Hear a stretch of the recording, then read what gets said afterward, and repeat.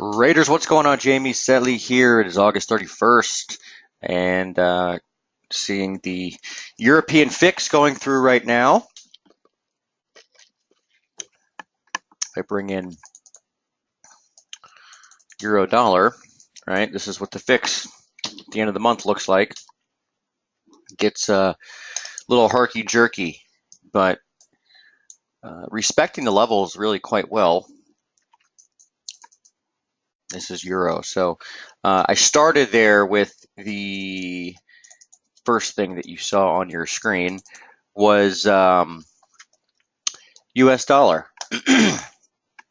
right? The US dollar index, USDOLLAR, not DXY.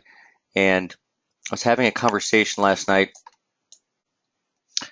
with a good friend of mine who works at a big bank, big prop desk, and he was saying how on, I guess it was on Tuesday morning, Monday night / Tuesday morning, that people who were, like a guy who was a euro bear, all the way up, started, writing about euro going to 130 after it broke through 120, 120, and got to 120.70. So, the sentiment certainly was capitulation-like, I guess you would say. Mahai will look at the S&P, right? Don't want to focus too much on a market that really don't have much of an idea of what's going on, but we'll look at it. So anyway, we're talking about this, and we think that, we're both kind of came to the conclusion that we probably have a little more downside in euro, upside in dollar, based on that extreme kind of sentiment that went down, that he was talking about. And it fits really well with the count that we're looking at here, right? With 3 up, 3 down. So, when you have that, when you've got 3 up, 3 down, it's usually going to be a flat or a triangle, and a flat would seem to make sense in this case, for a couple reasons. But one, it's the environment we're in, right? Very fake out like, diabolical false moves, etc., etc. So if we can get through here, right, A, B, C, where this is 1 of C, so now you're talking 1, this dip here lasts for a little bit, go 2, 3, 4, 5. We're looking for support probably down on the median line. The 618 would be a little lower, right, if you drew a 618 here, but the median line is really quite well defined, with various reactions on it, especially since late July, right? This is the 26th of July. Then you've got early 8/8, 8/9, August 8th and 9th. And not to mention, we just responded to the parallel that extends off of the 815 high. So, we do have some good levels, I think, to work with here. And once this completes, we'll get the next leg lower in the dollar, right? And then we'll have a lot more clarity and should have one would think, better trading conditions, at least for swing trading. I mean, the levels have been pretty good, right, for if you're doing like really short-term stuff. But scroll back again, just the trend line, okay, just the channel, and I guess if you don't want to think about any of this stuff, the wave count stuff, you can kind of say, well, let's not overcomplicate things. Let's just trade within the channel, and rallies up to resistance, channel resistance, are candidates to sell. That's sometimes as simple as it needs to be. All right. Another thing that we had talked about with my buddy, we mentioned, or I had mentioned to him that, coming into August, remember the analogs and stuff that we did earlier in the month? And let's see if I can bring one up here.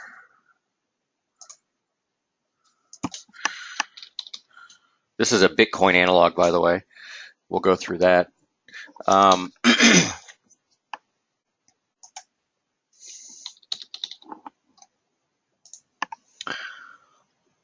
yeah, so here's euro. Okay, so here's the euro one.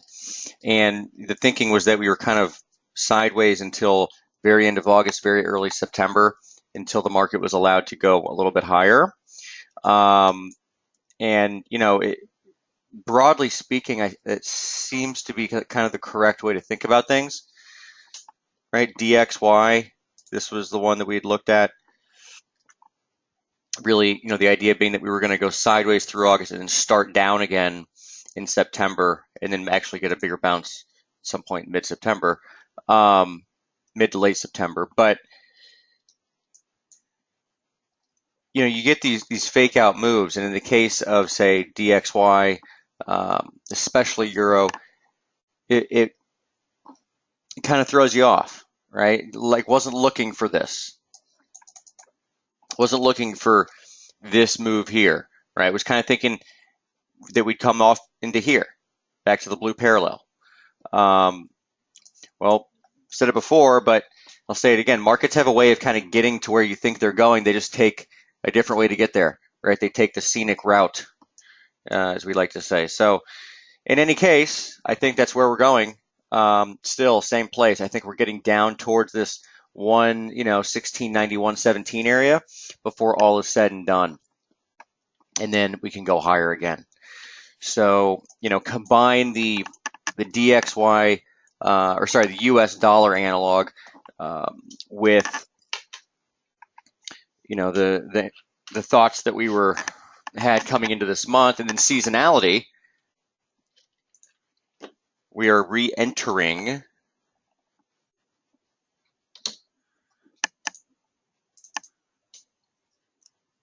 you can see after this week, we re-enter a pretty bearish environment for the dollar, right?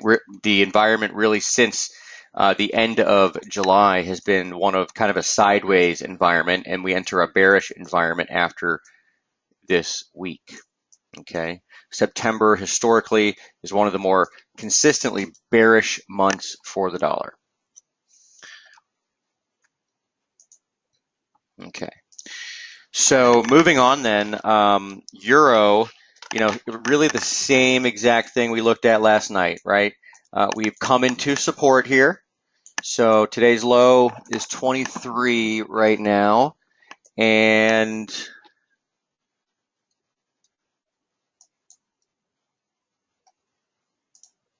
I think we had that marked as a level coming into today. So yeah, we were looking hourly, kind of thinking 1, 2, 3, 4, dump in 5 down to here, and lo and behold, here we have that. So you can see 1, 2, 3. This was the 4, dump 5, probably turning up for a little bit of a correction, and that'll be the one you want to sell. Tomorrow's NFPs, so who knows? Maybe you get a spike on NFPs to the upside. But 1946 would actually be 50% if indeed we just made some sort of a little low here. 75 is the 618. I like that level especially because you know what the high day close is. In other words, the close from 2 days ago, from Tuesday, that is 1972. Okay, right here, close, 1972. So that would be basically the 618. Get a rally into there, short, take it down to 117, and have a wonderful month. Sound like a plan? That was also a big volume level. I had mentioned that the other day, but high volume reversal. So this was Euro EC, Euro futures. You can see high volume reversal, right?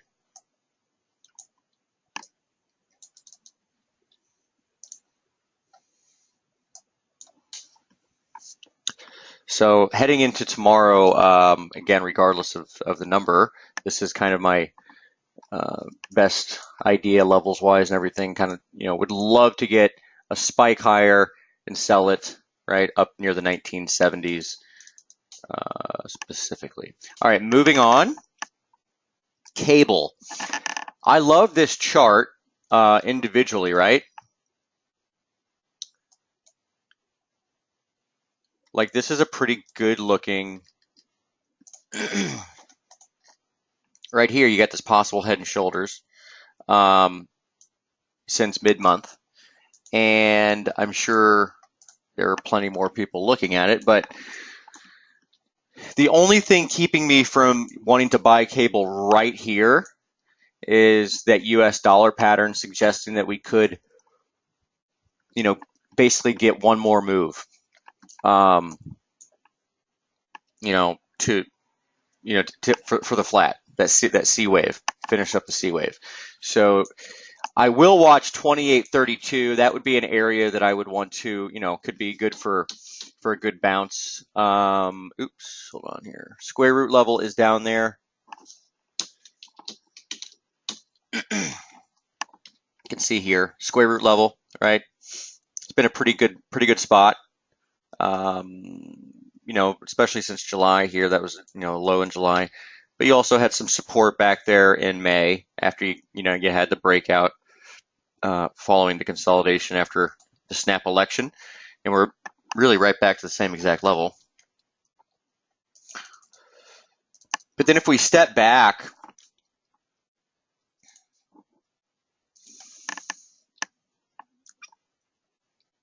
you can see this chart. All we're doing is looking at slope lines based on just this trend line. Right? It's your 2017 trend line. A lot of times, guys, this is the best tool you can use. You can have all kinds of fancy little things, square root levels, blah, blah, blah, blah, blah. But this and sentiment, trying to understand the sentiment at least, that's a powerful combination. All right. So obviously 2774, which was the high from December 2016, pretty clean level.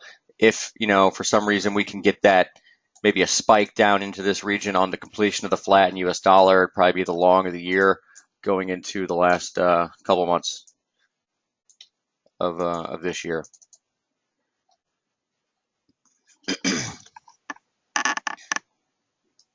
Don't forget to, if we do get that spike lower, and we do know how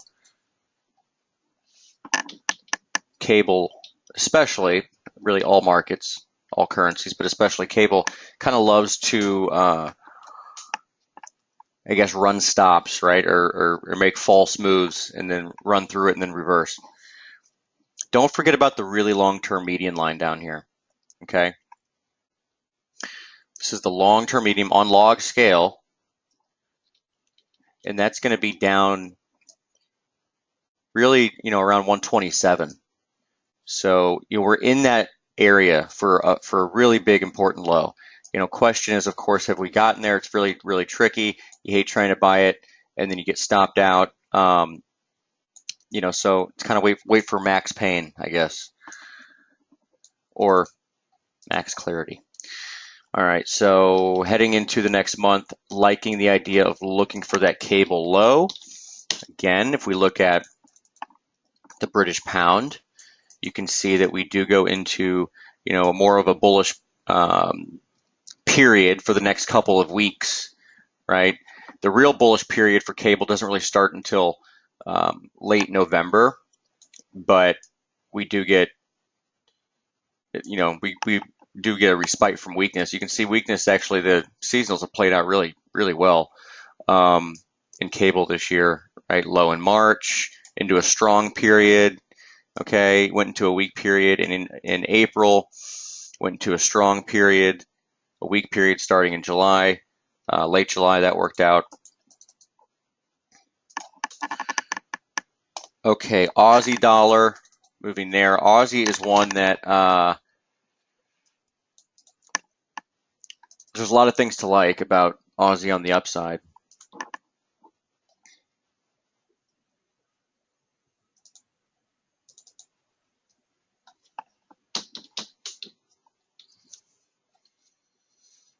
Consolidation for over a year. Breakout, retest to the breakout. Are we going to try to retest it again? We might. If we do, again, we'll be looking for that support around 78.34.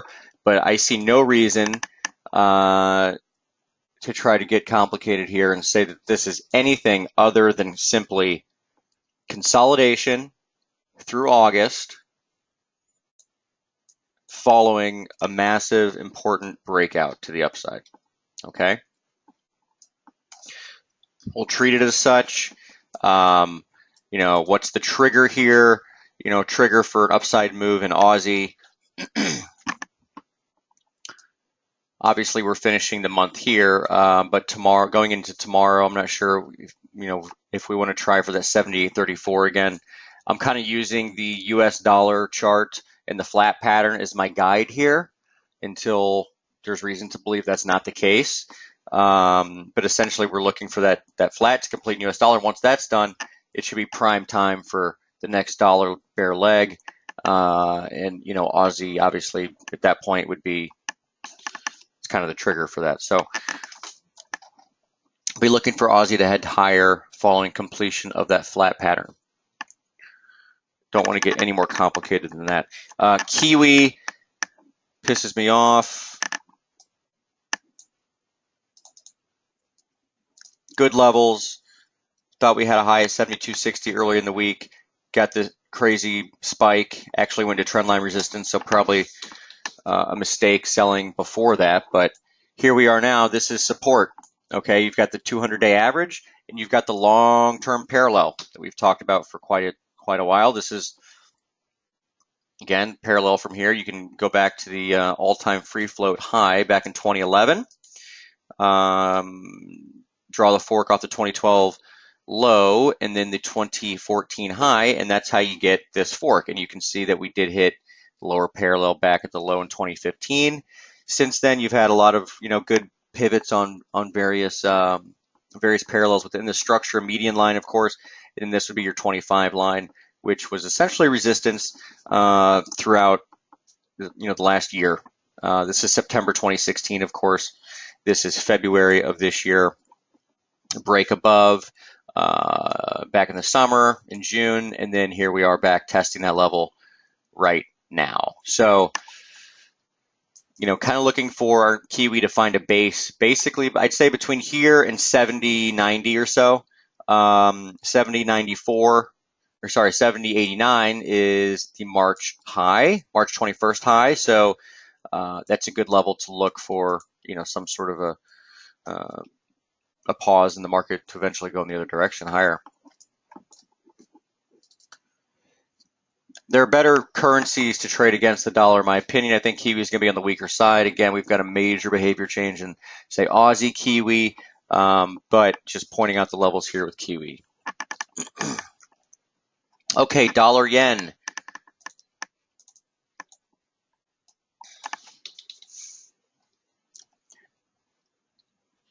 August started here. What a mess. If I were to tell you that dollar yen is closing August 6 pips lower, so basically completely unchanged, after all this, that's what's happening. So yeah, lots of fake moves, right? Down, up, down at 1.12, 3, 4, 5, 6, 7 days of alternating gains and losses. Huge reversal. The close of this bar is 109.74, right? Highs up here, August 25th, 23rd, lows on August 4th and 3rd. That's the 109.80s, right? So this zone is one where I would expect to see support, at least an attempt at support, right? I mean, I guess the median line all the way down here, where, close to the high volume level, is 109.27. That would be closer to 618, but you get the 20-day average down, starting the 109.80s as well. So this area, I'd be looking for it to hold if indeed we're going to get a resumption up to the next parallel at 111.30. Now, Does that mean that dollar yen is 100% out of the woods here? That I can't say. It's, when you look to the bond market for clues or the gold market for clues, the gold market, I guess, is a little clearer. The bond market, not so much. So the gold market, first of all, weekly chart, log scale, trend line, okay. Eventually, I think it goes up here and you're going to be at 1500 in gold, okay? Eventually.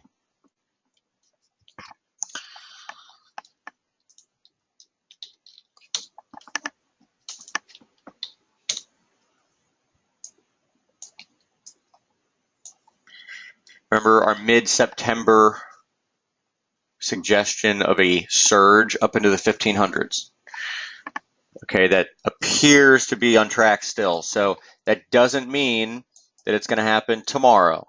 In fact, it would be best if we went up for a little bit and then actually had to reload and consolidate for, another couple of days, right?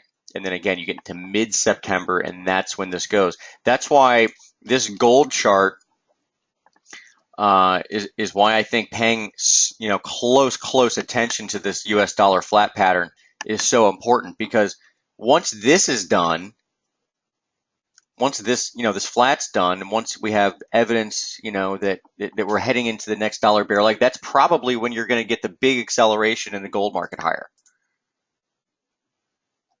right? And at that point, again, we might be heading, heading lower in dollar yen. At least one would think. And maybe that's from up here. Maybe that's from 111.30. Okay.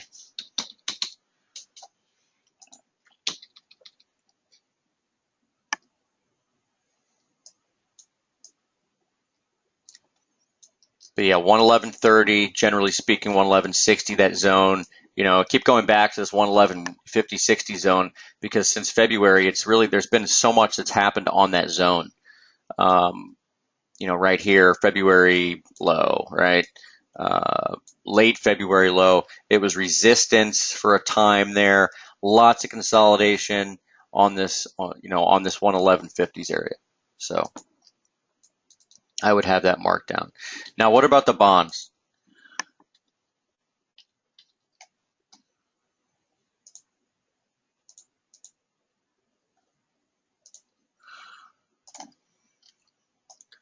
So presumably, if you're going to get, a decent dollar bounce here, and euro down to 117 before higher, dollar yen, not really sure, but at least a little higher, then you're probably going to have the bond market, U.S. bond market, come off, which means yields go higher.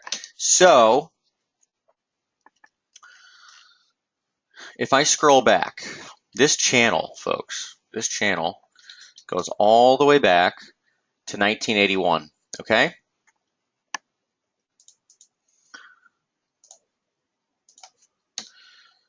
Just so you know, this is all the way back to 81. So we're going to scroll in. You can see the magenta line here. That line was the one that was support back in 2015. And since then, it's been resistance. Okay, it's resistance here in June, and it was resistance, well, the last 3 days, right? This was the spike higher after the North Korea thing on Monday, Tuesday. But if you're lower at all, at least for, 1 to 2 weeks in the bonds, then it's probably here, okay? Based solely on the fact that that really long-term parallel is in play right here, right now, okay? So again, that fits with thinking that you're going to have the dollar catch a bid for at least a couple more days, right? Probably, you would think a week or so, but really this flat in the dollar could complete, and it could complete tomorrow. I doubt that happens, but you do have NFPs. We're not looking that much higher, so trying to put it all together here. Okay, what about silver?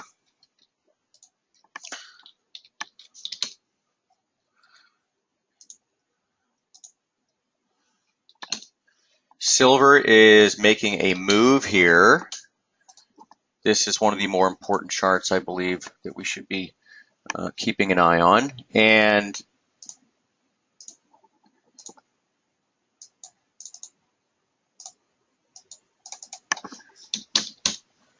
$200-week average,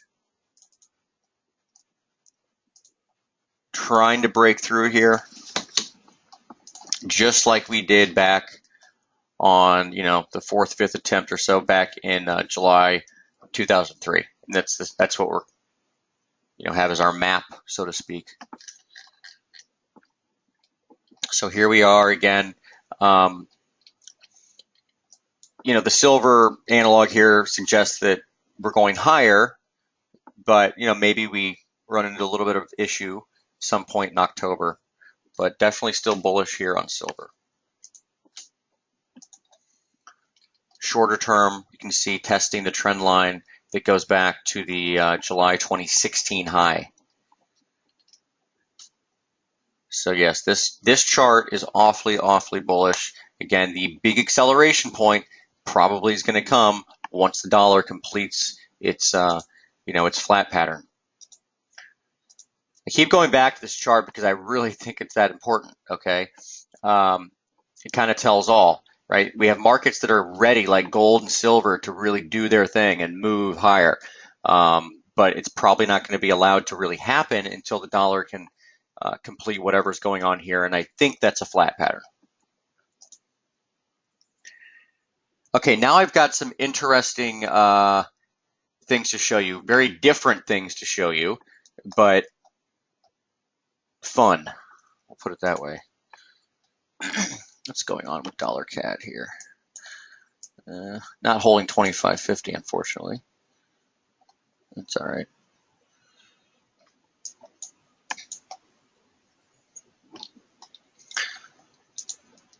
Okay, so Bitcoin.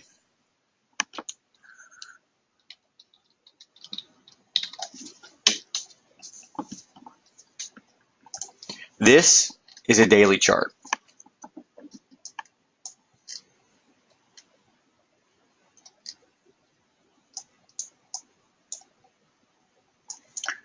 And yes, you are seeing this right. Bitcoin, and this is an analog. You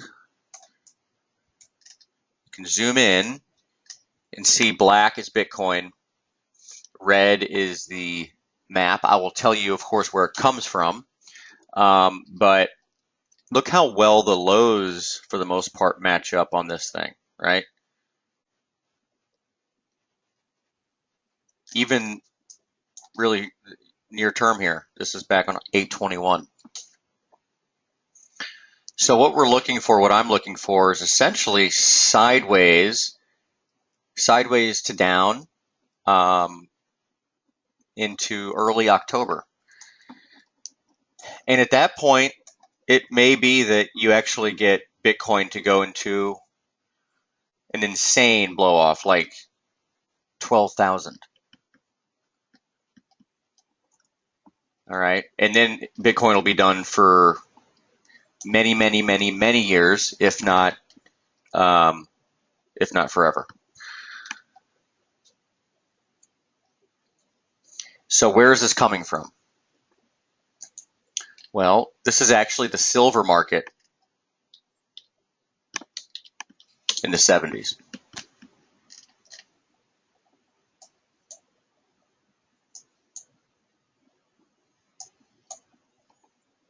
That's this.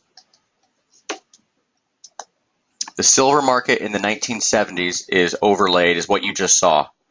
So basically, we were thinking or saying that Bitcoin is right about here. All right? It's right about here. So you're going to go down to sideways into early October, and then things are going to go absolutely bananas.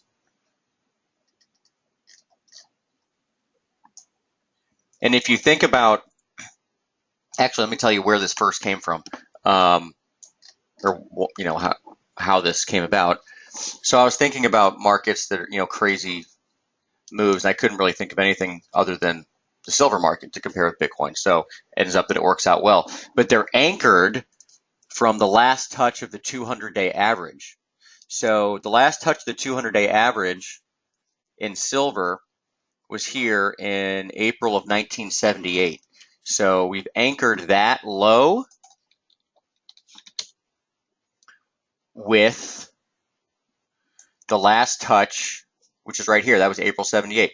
Anchored that low with the last touch um, in Bitcoin, right? Did it on a closing basis, and that's what produces this. So really, your match from that objective standpoint or that anchoring standpoint starts right here, okay, in July of 2016. But if you go back before that, it actually, there's some similarities, but really it starts here. So if you think about the dynamics of Bitcoin, if you read back to the silver market in the 1970s, what happened there to make that such a insane bubble? Well, it was a cornered market, right? The Hunt brothers cornered the market. Go back and Google, I don't know, Hunt brothers silver or something. But the Hunt brothers cornered the market, and that what exacerbated or created that that bubble, okay, was the fact that it was cornered. Well, Bitcoin is also a cornered market. So when a small, relatively small amount of people hold a relatively large amount of a market, it can be hoarded, and the market can go up in this fashion, right? So when that happens, they start giving it out, and there aren't people to buy it, and that's what makes the crash. Okay, too much comes for sale at one time once they try to unload it. Well, Bitcoin's a cornered market. There's a relatively small amount of people that hold the majority of Bitcoin in the world from when it was first being mined. So the fundamentals, the market structures there, it's literally the same idea. So yeah, this is a very interesting one. I'm not advocating to trade Bitcoin. We're all adults here. We can all do what we wish to do. But yeah, this is, I would write down early October, right? Come back and see where Bitcoin is. And if we've been going sideways and down for a month at that point, then we might be in for a triple and then a complete crash. Too bad there's no place to trade options on Bitcoin, at least that I know of. Okay, what about other markets? There's a lot of markets in the news right now, like natural gas, obviously. Or sorry, not natural gas, but gasoline.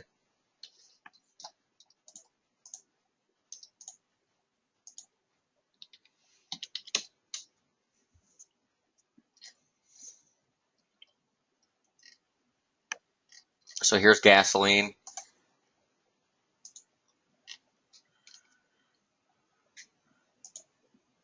Gasoline could be headed up to 255.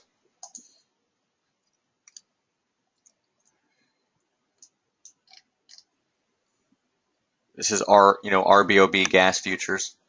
Would watch for support down here at 190. Crude oil might be ready to finally turn higher as well, and here's why I say that. If you take gasoline to crude oil, which is the crack spread, we have the highest spread going back on this chart, which goes back to the mid-80s.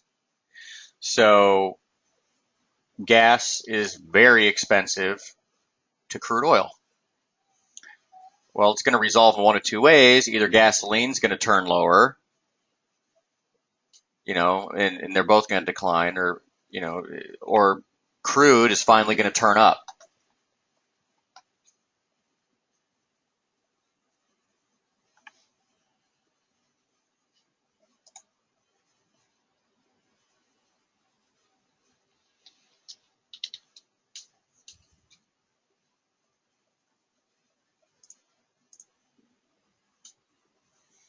This is heating oil, which is also starting to turn up, as you can see. Basically, the entire energy complex.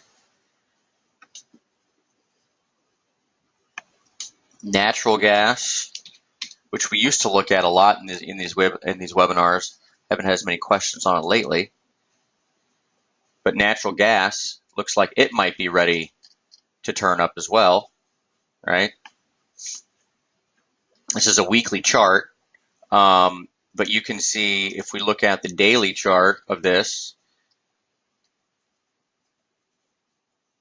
get a sharp turn higher. We'll even go intraday. We get a sharp turn higher and a clean correction, right? A, B, C. I mean, I guess you can't say with certainty that the correction's done yet, but certainly this is bullish, especially while you're above this low down here from early August, okay? And there's also a very good headline. This is a sentiment thing, but this was yesterday. So this was yesterday on Bloomberg. Harvey's Havoc. Can't read. Sugar from Chris. Yeah, we will look at it. Harvey's Havoc gives U.S. gas traders 3 reasons to be bears. So this is like the most bullish headline you can get, right? Because we all see the ones like right now in the Wall Street Journal.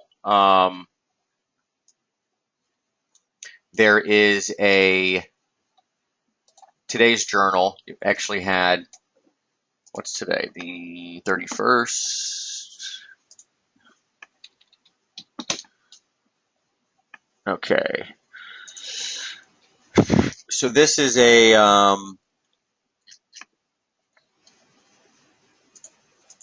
journal copy from today. By the way, this is I get the journal for free because I found this link. So don't tell anybody. All you do is you change the date and the section here. So if you guys want it, here it is.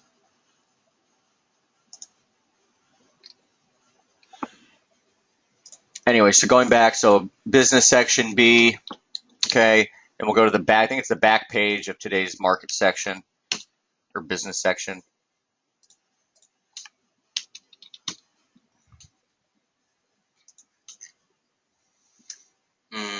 That's not it. Page 11.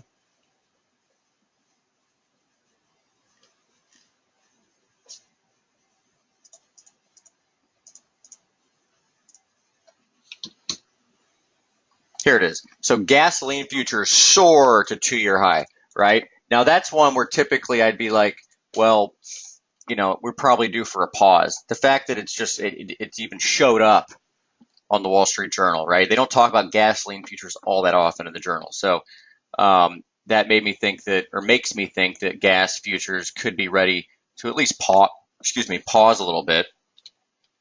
Of course, I'm not really interested in shorting this, but again, this is a breakout heading higher, but you get the idea. If we pull back, I'd watch for support. So maybe that's all we need is a pullback here. Anyway, this headline is the kind that, this is bullish, okay? Because it's not like they're saying soar or plunge. They're actually making a prediction, okay? And when a news reporter makes a prediction and, turns analyst, go the other way, okay? Get bullish as hell, natural gas. Right here, okay? Hold on for 1 second.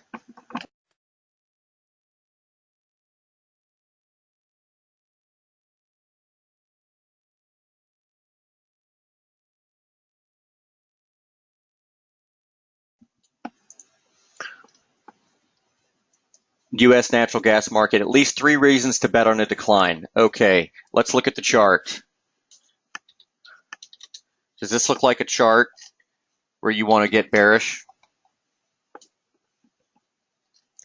I don't think so. Okay, this thing's about to go nuts on the upside. So yeah, very bullish there. Here's another one from yesterday.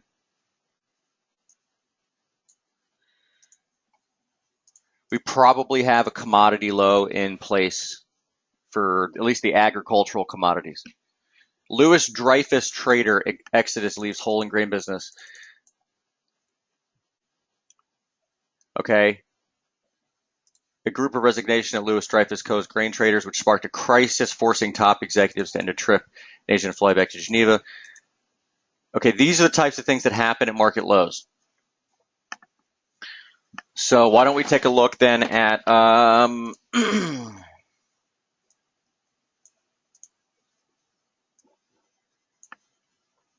take a look at commodities. So there is DBA is actually the agricultural commodities fund, if you will. So here's that chart. Here's a weekly chart.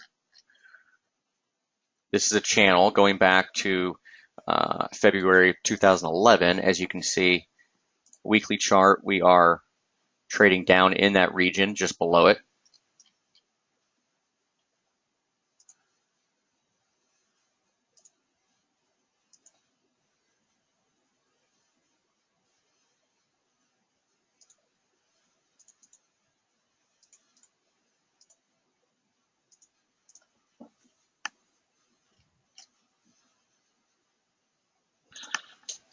So yeah, just a couple of headlines that really caught my attention the last 2 days.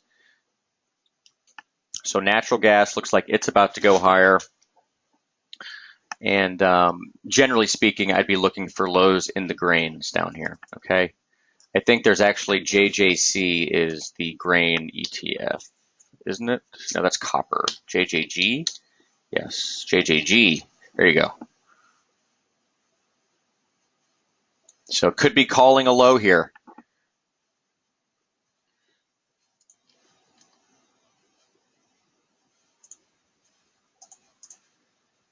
The natural gas one's a much better opportunity, obviously. One, you're not trying to call the low. Two, the chart looks, like it's going to go anyway. All right. Sugar. We actually had a question from Chris, was asking about sugar. And then any other, if you guys want to talk about indices, yep, indices. Mahai had asked earlier about indices, Dow, DAX. We had, I believe, a question on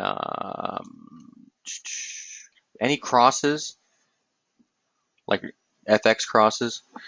All right, so right now I'm going to do sugar, S&P, DAX, Dow, and then anyone, else, just feel free to chime in. You can ask about Euro Aussie. You can ask about whatever the hell you want, really. All right. Pound yen, pound kiwi. Okay, so I got a good list. All right, let's go to, we'll start with the, we're on commodities, so why don't we just go with sugar here. So again, from long-term picture, really good support. Near-term picture, sugar's trying to break through this fork. This is probably the more important one to follow. So this is just the underside of the former channel. And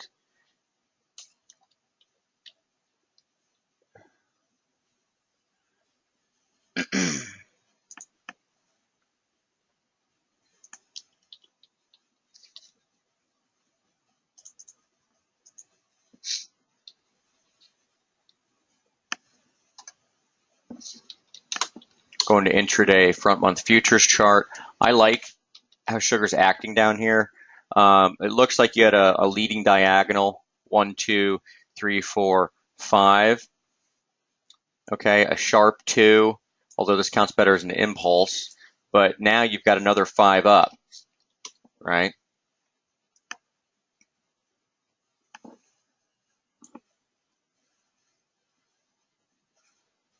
One, two, three, four, 5. Dip here. I like sugar higher.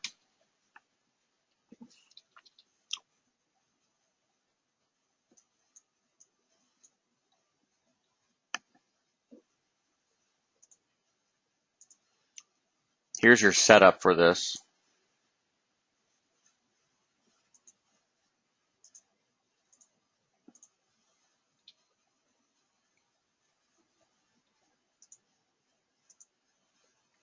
So this will be the front month future. It's going to look a little different than the chart that I just had up, but okay.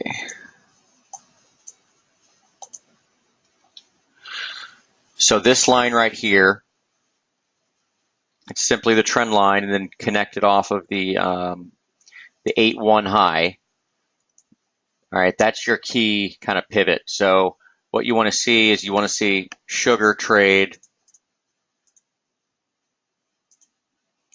break through it, and then ideally find support on the level on a pullback. So let's say that we can trade up to roughly 15, okay, 15 cents a pound. In sugar, you get a pullback, watch for support down near 14.50 or so, 14.40, 14.50. That would be the setup for me. At that point, then you'd be looking a lot higher, right? You'd be looking towards this trend line up near 17 and change.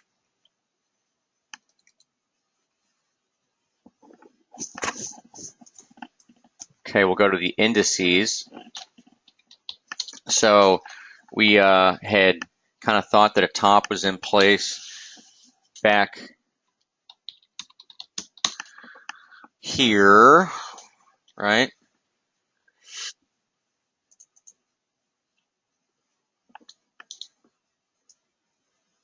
At 24.90, and there was one, at least for a little bit.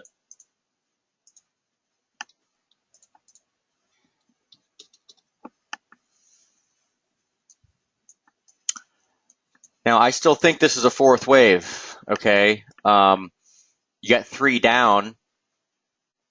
This does not mean that you can't make a new high. So you could make a B wave high, right? A, B, C, A, B, C. You know, that's kind of my, I guess what's in my thought right now, right? If you get 127.2 extension off of the high, you're looking at resistance maybe near 25.10.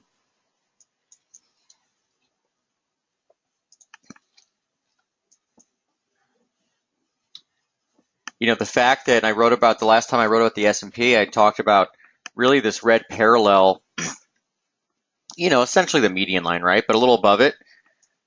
Once that's taken out, which we're above it right now, you know, being any sort of bearish, at least trading from a bearish perspective, is going to be very much against, very much a fight, right? So it's going to be a lot more difficult. You're not really going with it, you know. So broadly speaking, bigger picture, I believe that we're in a fourth wave. Okay, I believe that the rally from the 2016 low is an impulse, right? But then we're in wave 4 of that move within a 5. Well,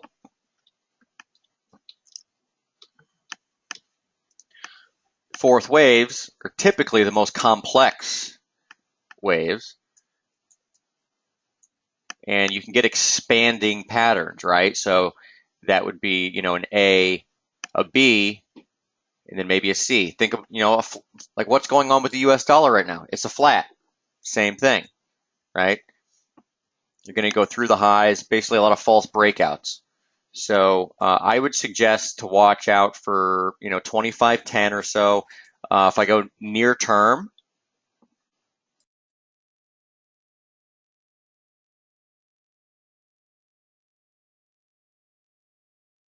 so if I go shorter term here, where are we? Don't need that. All right.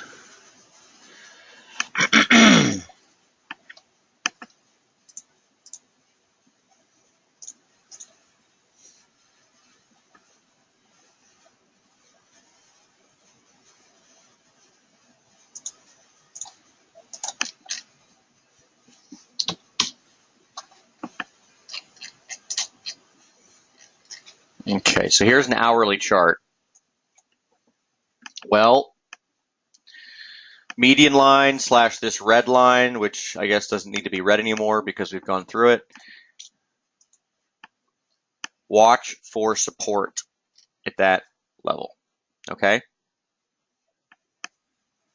So short term, trading wise, basically looking at, and this is the CFD, right? So this is SPX 500.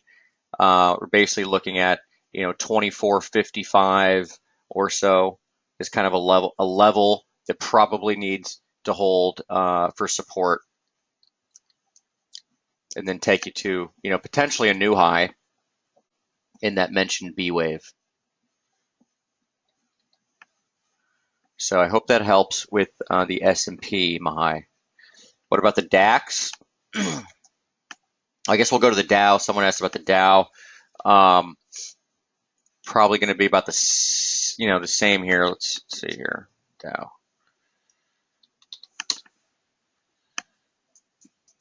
Yeah, I mean, really, this is the Mahai says, thanks, you helped as always. Well, wonderful. I'm glad to hear it, that I can be of some use. My wife would disagree sometimes, a lot of times. Half kidding. Anyway, the Dow is going to be literally the same. Okay. I have a cleaner, shorter term slope, on the S&P. So yeah, Nicholas, is that cool? Like if we just kind of, stuck with the S&P levels, obviously the Dow and the S&P are going to be kind of, very similar. I mean, you're ending the month virtually unchanged in the Dow right now. You got the same 3 down. Okay. So, another 3 up. One thing I would say on the Dow, really important here.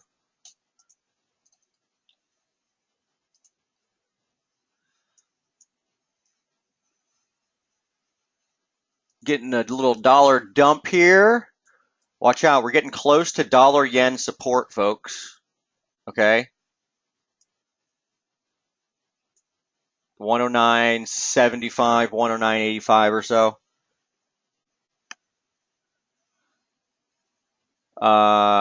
And yeah, the euro coming in 1943 week open. Remember, 1975 is our really big spot. That's really where we want to pay a lot of attention. Okay.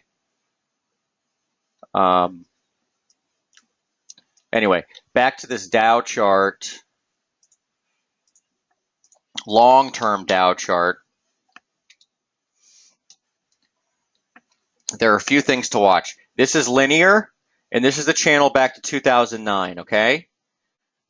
The upside of that channel is going to be up here, not far from 22,600, all right? Don't forget this chart. This is the really big one. Okay, this is the one. This is on the long-term page. I know it's easy to forget because we tend to live in the short term in the moment, right? But this channel, this red line, that's 22,600 as well.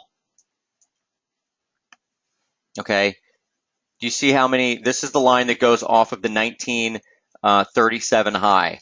Do you see what levels that hits? A lot of really important levels. Okay, this is all the way back here, leading up to the financial crisis. Support, support, support, resistance, crash. That level is right up here. It's actually more like 22,700 something. But if we can get a blow off into there, then maybe we're done, so to speak.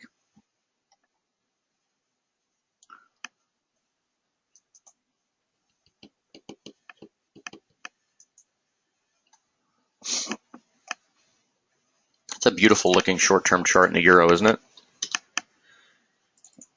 Look at that 5 down. 1, 2, 3, 4, 5. A, B, C. Maybe C tomorrow on NFP, and then slam it.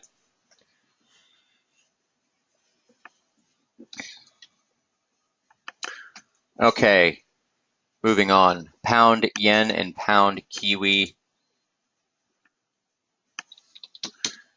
But let's do DAX first. Okay, DAX 11,650 is the median line. I would say to watch that. 1, 2, 3. This might be a triangle 4, A, B, C, D, E. So DAX looks like it's already topped because you got 5 down. 1, 2, 3, 4, 5. I would look for support on a levels basis on this median line. Okay, 11,650. But I'd also be wanting to probably short a corrective rally. So, I'll kind of leave it there with the DAX. Pound yen.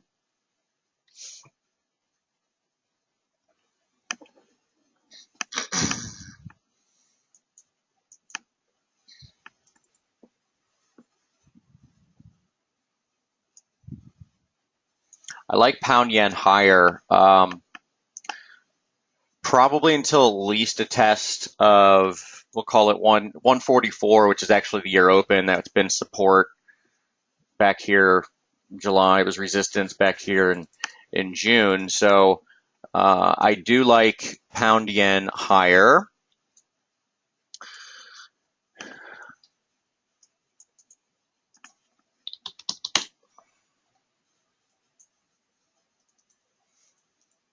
Remember this chart, okay? This is the weekly pound yen 52-week average. Look what we've done here. We've based on it for 3 weeks now and turned up. 52-week average seems to be pretty useful in pound yen, at least for the last 5 or so years. To me, the bottoming process is still very reminiscent of back in 2011, 2012, right? We've looked at that before. The sequence of high, or the timing between various lows and highs within this process since after Brexit is really quite similar. So, from a broad perspective, turn higher impulse, and then this sideways consolidation, that's all it is. You have the ingredients here for literally pound yen to go to 160. Okay, that would be the breakout target on this. So the question is now, do we have a low in place at 39.27? My guess is yes, because again, the 52-week average. Also, when I go to the shorter term charts, right, you do have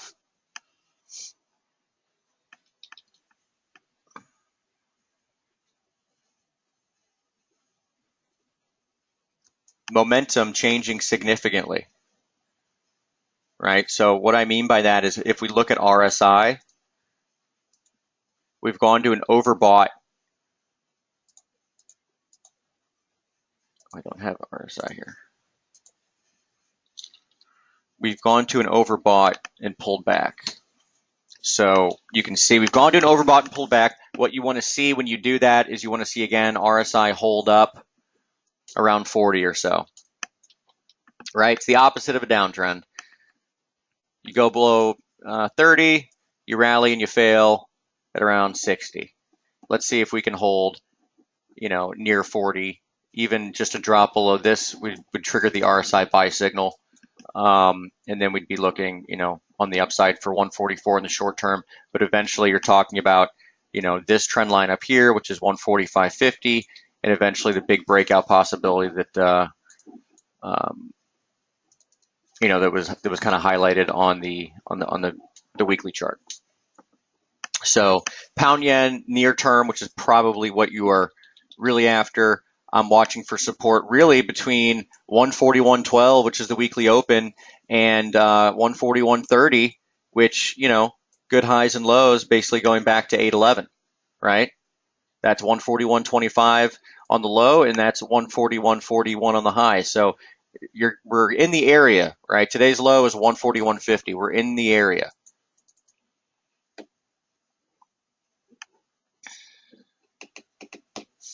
See if hour just closed. Let's see if we have any volume levels to speak of here. I don't think so.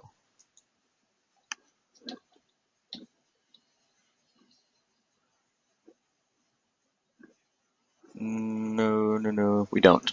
Aussie's actually trading right at a volume level right now, though.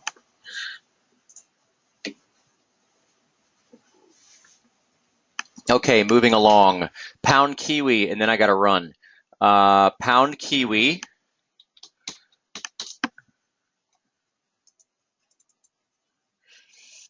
Breaking out of this channel goes back to September 2015.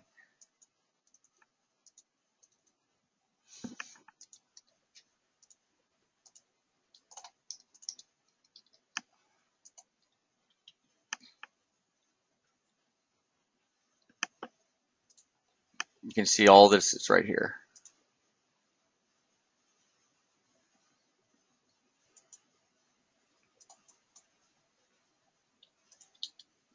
There you go. Might even go. No, keep it off this one. All right.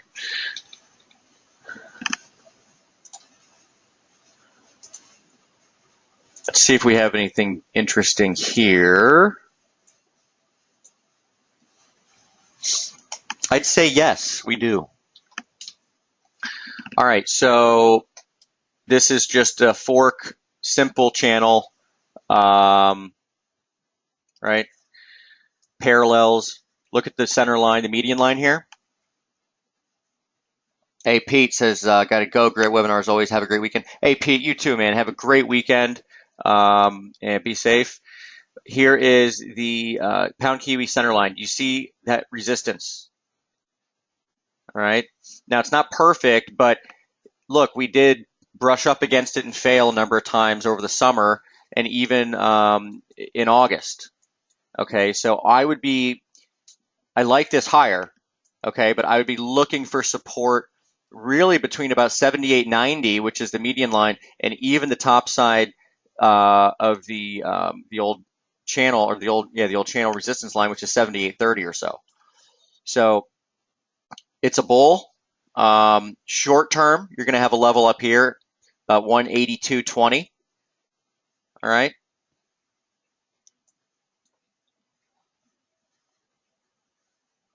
But I do like this higher, pound Kiwi.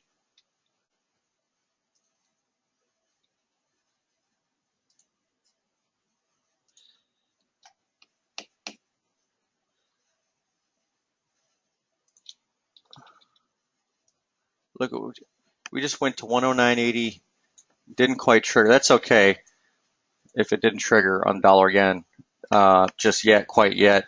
I think we're going to get that dollar moving to tomorrow anyway, but we'll see. All right.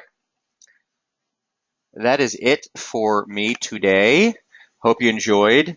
I was quite excited to show you the Bitcoin thing, so I hope you liked it. I'll get this up and archived. Again, not just FX stuff, but there's some big implications, I think, in the natural gas market, right? Energy markets, clearly in the news with the devastation in Houston.